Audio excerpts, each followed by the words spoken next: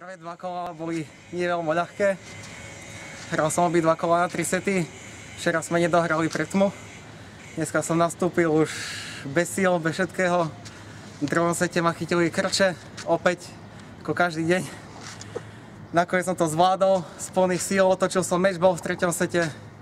Tam som sa ako hecol a bolo to dobré potom. Ako si zabojoval s tými krčmi? Čo ti vlastne pomohlo, aby si to dohral? Pomohol mi fyzioterapeut, ktorý mi dal magnézium, a môj kolega Ivan Hric, ktorý mi podal pomocnú ruku v podobe soli a vody.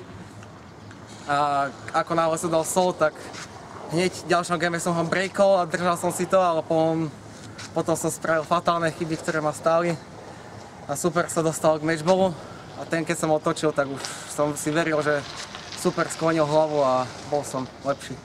Keby ti niekto povedal pred turnajem, že postupíš do hlavnej súťaže, čo by si mu povedal?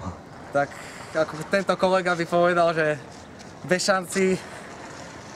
Neveril som tomu. Veľakrát som už bol vo finále kvalifikácie a vždycky som prehral ľahko na 2 sety a už mám 21 rokov, som študent, už trénujem, robím trénera a neveril som tomu.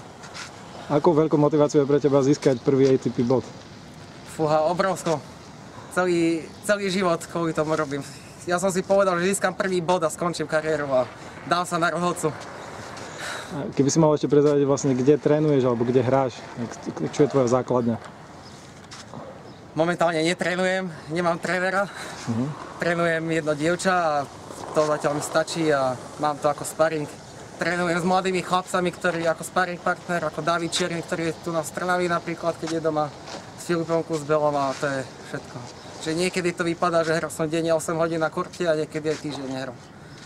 A v ktorom klube máš domáce zázemie? Nemám klub. Ani členom nie si žiadneho klubu? Som členom, ale nepriznávam sa radšej za ním, lebo nemáme dobré vzťahy.